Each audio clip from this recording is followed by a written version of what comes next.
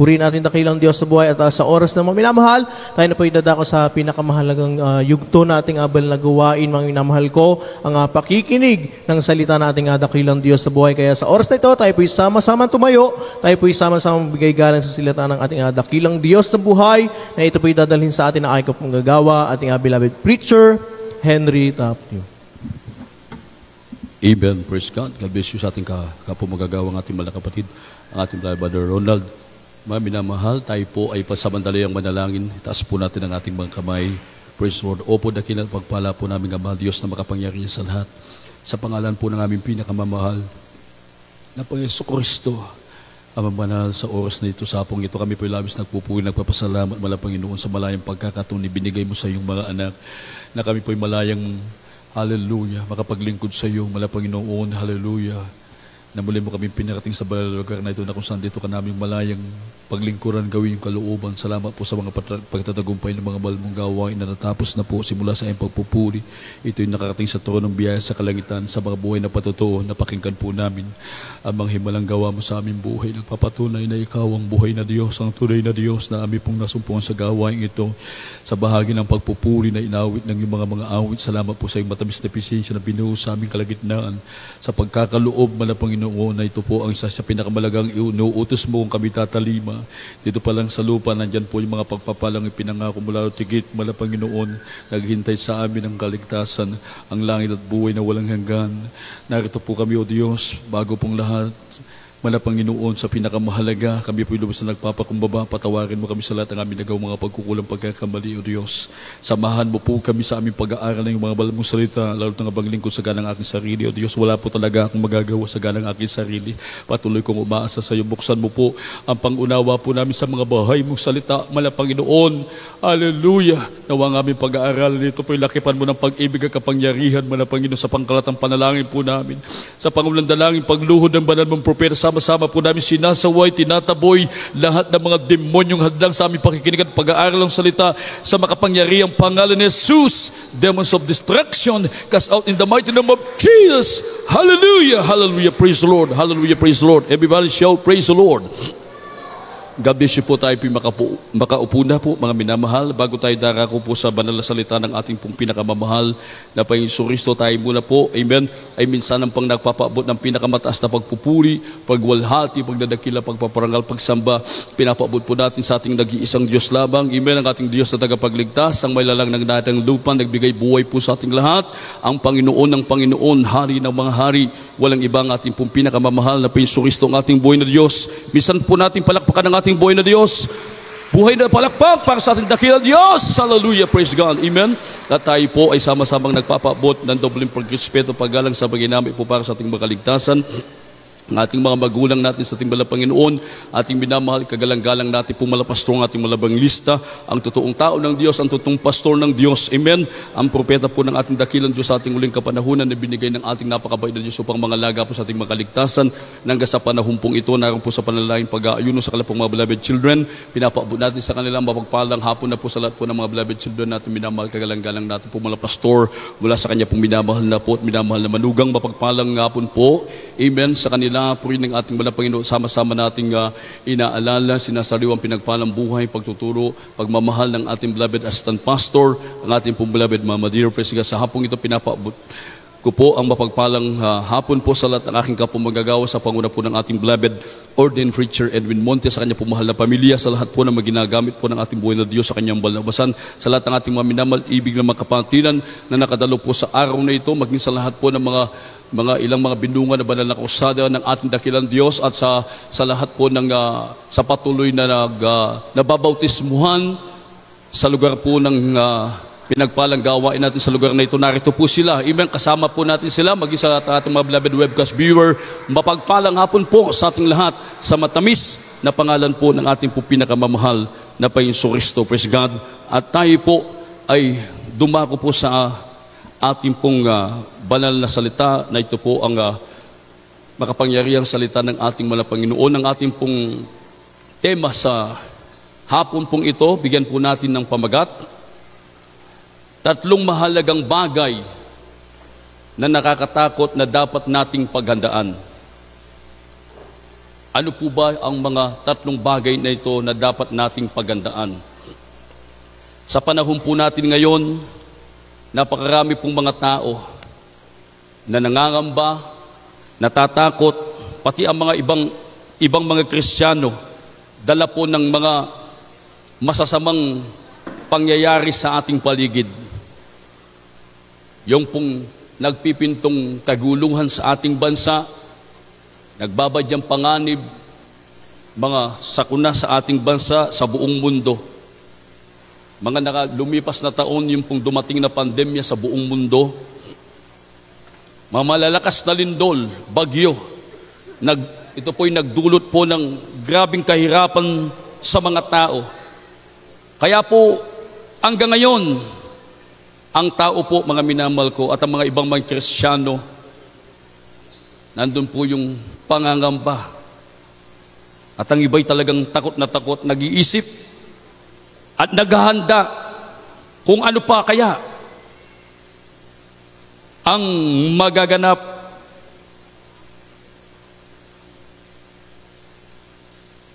Na masasamang bagay na mangyayari sa ating mundo. Subalit, kung ating pag-aaralan ang banal na salita ng ating dakilang Diyos, hindi po itong mga bagay na ito ang dapat katakutan ng mga tao at ang ibang mga Kristiyano. Amen po ba? Ano po ba yung mahalagang bagay na, tatlong bagay na mahalaga na nakatakot na dapat pagandaan ng tao? Unang-una, mga minamahal ko, ang buhay natin dito sa daigdig na ito, hindi po ito ang tunay na buhay na pinangako ng Diyos. Yan po yung dapat malaman ng tao. Amen? Dahil ang tao nakakaranas po ng iba't ibang kahirapan, dumadanas ng problema, pagsubok, nagkakasakit yung tao, higit sa lahat, dumadating po yung kamatayan sa tao. Kaya malinaw na hindi po ito ang tunay na buhay na pinangako ng Diyos. Lahat magsabi, praise the Lord. Kaya ang buhay ng tao, na sabi ng Biblia, na sabi ng Santiago, Kapitulo 4, ang talatay 14, ating pakibasa, kindly po. Ang sulat ni Santiago, Kapitulo 4, versikulo 14. Kayo nga ang hindi nakakaalam ng mangyayari bukas, ano ang inyong buhay? Kayo nga'y isang singaw na sa sandaling panahon ay lumilitaw at pagdakay napapawi. Amen. Amen. Ang buhay ng tao, inaintulad ng Diyos na sa parang isang singaw na sandaling panahon, lumilitaw, pagdakay napapawi. Ang singaw, mga minamahal ko, kapag ikaw ay nagsiga ka, at ito po ay uusok at maya-maya aapoy, at maya-maya ito po'y mapapawi ang usok at ang apoy. Kapag ikaw ay nagsaing, ito po ay kumukulo, at yung makikita mo yung bula, maya-maya maluluto na yung kaing na sinasaing mo, mawawala na po yung bula, maluluto na yung kanin na sinaing mo. Yun po yung sinasabing singaw. Ganun po na inintulad ng Diyos ang buhay ng tao na parang singaw. Amen! Kaya wala pong dapat ipagmalaki yung tao. Wala pong dapat ipaghambog ang tao. Sabi ng Kawikaan 27 ang talatay 1, huwag mong ipaghambog ang araw ng kinabukasan sapagkat hindi mo nalalaman kung ano ang inilalabas ng ibang araw. Sa isang tao, mga minamahal ko, talagang dumarating po hindi inaasahang pagkakataon. Minsan nalalagutan ng hininga ang tao. Dumadating ang tinatawag na kamatayan. Amen po ba? Lahat mag-sign, praise the Lord. Kaya hindi mo masasabi ng tao na ngayon siya'y malakas, walang sakit, walang karamdaman, walang problema. Dahil maraming mga tao na walang sakit, matitipuno ang katawan. Yung mga tao na hindi naglilingkod sa Diyos. Pagtulog nila sa katanghaliang tapat o sa gabi, nakalimutan nilang huminga. Sila'y nabangungot at sila po ay nabawian ng buhay. Lahat mag-sign, praise the Lord. Kaya ito po ang dapat paggandaan ng tao at ito po ang dapat katakutan ng tao kapag dumating ang tinatawag na kamatayan kung siya ay hindi nakahanda yung kanyang sarili. Amen po ba? Dahil pakatandaan po natin at dapat malaman lang ng tao, kapag nabawian ng buhay ang tao, dalawa lang ang patutunguhan ng tao. Ito po'y nakasaad sa banal na aklat. Langit sa mga Kristiyano, mga anak ng Diyos na maglilingkod ng totoo, gagawin totoo ang kalooban ng ating Malapanginoon. Nakahanda po yung langit at buhay na walang hanggan. Amen po ba? Kaya sa mga totoong mga Kristiyano, mga totoong mananampalataya, hindi nila kinakatakot yung kamatayan. Amen? Amen! Lahat mag-sign, praise the Lord.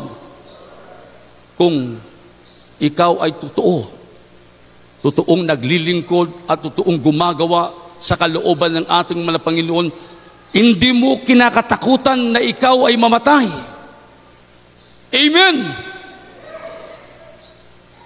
Sabi ni Pablo, "For to me to live is Christ, and to die is gain." Sabi ng Pilipos 1:21, "Sapagkat sa ganang akin ang mabuhay ay si Kristo at ang mamatay ay pakinabang." Kapag ikaw pala ay naglilingkod ng totoo sa ating Malapanginoon, ginagawa mong totoo ang kalooban ng ating Malapanginoon, sigurado nakahanda ka. Amen? Nakahanda ka, hindi ka natatakot. Lahat mag-sign, praise the Lord. Dahil pagpikit mo dito, pagdilat mo, nandun ka sa tunay na buhay, ang buhay na walang hanggan. Subalit, sa mga tao na hindi nakahanda, mga Kristiyano na patuloy na nagmamatigas, na ayaw maglingkod ng totoo, ayaw gawin ng totoo ang kalooban ng ating Malapanginoon. Kapag dumating ang tinatawag na kamatayan, questionable, mga minamahal ko, ang ating pong kaligtasan. Lahat mag-sign, praise the Lord. Lahat mag-sign, praise the Lord. Dahil sinabi ng ating Malapanginoon sa Mateo 7, ang talatay 21, kindly. Mateo 7, ang talatay 21.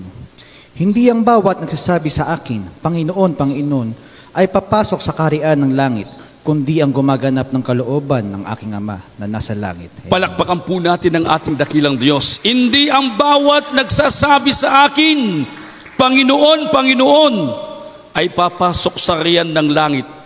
Ito po ay nakapaloob po sa lahat ng mga tao, maging sa mga Kristiyano po. Amen? Kung napabilang ka sa gawain ng Jesus Miracle Crusade, hindi mo naman ginagawa ang kalooban ng ating Malapanginoon, pinagmamatigas mo ang iyong kalooban, ayaw mong gawin ng totoo ang kalooban ng ating Malapanginoon, delikadong bagay, yan po ang nakakatakot. Amen? Sabi ng Biblia, hindi ang bawat nagsasabi sa akin, Panginoon, Panginoon, ay papasok sa kaharian ng langit, kundi ang gumaganap ng kalooban ng aking Ama na sa langit. Yun lang ang makakapunta sa pangako ng ating Malapanginoon. O papaano? Kung dumating sa iyo ang kamatayan, hindi ka nakahanda, yun ang nakakatakot na bagay. May posibilidad, mga minamahal ko, na ang iyong kaluluwa ay mapunta doon sa impyerno. Lahat magsayin, praise the Lord. Dahil ang mga anghel ng ating Panginoon, nung sila po ay nagrebelde, kasama na ng ating Panginoon, sila ay kumalaban sa ating Panginoon, kahit anghel na sila. Nung sila po ay nagkasala, anong sabi ng banal na kasulatan? 2 Pedro Kapitulo 2, ang talatay 4, kindly po.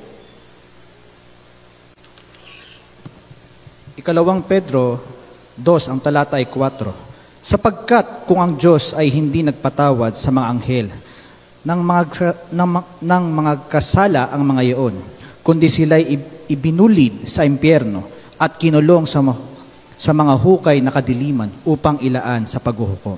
Palakpakan po natin ang ating napakabait na Diyos. Nung nagkasala yung mga anghel ng ating Panginoon, sila po ay ibinulid doon sa impyerno. Kinulong sila doon sa mga hukay ng kadiliman upang ilaan sa paghuhukom. Yung tinatawag na second judgment, sila po ay haharap sa ating Panginoon. Amen? Let magsayin, praise the Lord. Ang impyerno, sa kapakanan po ng mga baguhan, ang impyerno po, mga minamahal ko, hindi po nagbibiro po ito. Kapag ang tao ay napunta na doon, hindi na makakatakas, hindi ka na pwedeng magsisisi pa. At ang lugar doon na sabi ng Biblia, sa Marcos Kapitulo 9, ang talatay 48, nasabi dyan, where their worms diet not and their fire is not quenched. Ang mga at na dooy hindi namamatay ang kanilang uod at ang apoy. Lahat magsayin, praise the Lord. Pinag-uusapan lang natin, parang nakakapangilabot. How much more kung ang tao po ay mapunta doon ang kanyang kaluluwa. Hindi ka makakatakas, hindi na pwedeng makapagsisi doon. Katulad ng inilarawan ng ating Panginoon, yung dalawang tao, yung si Lazaro na mahirap, subalit isang tunay na anak ng Diyos, hindi naging hadlang yung kahirapan niya upang hindi niya sundin ang kalooban ng ating Panginoon. At siya po ay talagang, ang katawan niya punong-puno ng sugat. Subalit, hindi po siya nang inaan ng loob na alam niya yung buhay niya dito sa lupa, pansamantalang buhay ang ipinagkaloob lang ng Diyos. Na alam niya, mayroong tunay na buhay. Amen! Na pagdating ng panahon, siya ay pupunta doon, mga minamahal ko. At alam niya, yung kanyang karamdaman, yung kanyang kahirapan na nararanasan dito sa lupa, pagdating niya doon sa pangako ng ating papawiin lahat ng ating Panginoon. Lahat magsayin, praise the Lord. Subalit yung taong mayaman, mga minamahal ko, na walang panahon na maglingkod sa Diyos, dinyos niya yung kayamanan niya, mga minamahal. Nandun po yung pagpamamalaki, pagpapalalo ng taong mayaman na ito. Sa madali salita, nung sila po ay parehong namatay, si Lazaro, pagpikit niya dito sa lupa, pagdilat niya, nandun sa piling ng ating Panginoon. Palakpakan muna po natin ang ating napakabay Diyos. Subalit, yung taong mayaman, pagpikit niya dito sa lupa, pagdilat niya, nandun po siya sa paghihirap. Amen! Siya po ay naghihirap. Ang lugar doon, mga minamahal ko, lumalagablab na apoy. Kaya sabi niya, mga minamahal ko, nag-request siya. Isipin niyo po, nanalangin siya. Nag-request siya. Sabi niya, Amang Abraham, suguin mo si Lazaro na kahit isang patak lang ng tubig na itubog niya ang kanyang daliri sa aking dila dahil naghihirap ako sa lugar na ito. Sabi ng mayaman na tao, nanalangin siya. At nag-request pa siya. Sabi niya, Panginoon, suguin mo si Lazaro na i-remind o paalalahanan yung aking mahal na kapatid. Baka sila ay mapunta dito sa lugar na aking kinaroonan. Ako'y naghihirap sa napakainit na lugar na ito, na walang iba ang impyerno. Subalit, sabi ng ating Manapanginoon, sinagot siya ng ating Manapanginoon. Sabi niya, nung ikaw ay malakas, nung ikaw ay may pagkakataon na akong paglingkuran, namuhay ka, hindi ayon sa aking kalooban, kundi ayon sa iyong kalooban, nagpasasa ka sa kasalanan, sa layaw ng laman. Kaya nandito ka ngayon. Kaya wala nang nagawa ang taong mayaman na yon. Lahat magsabing praise the Lord. Lahat magsabing amen. Palakpakan po natin ang ating napakabait na Diyos.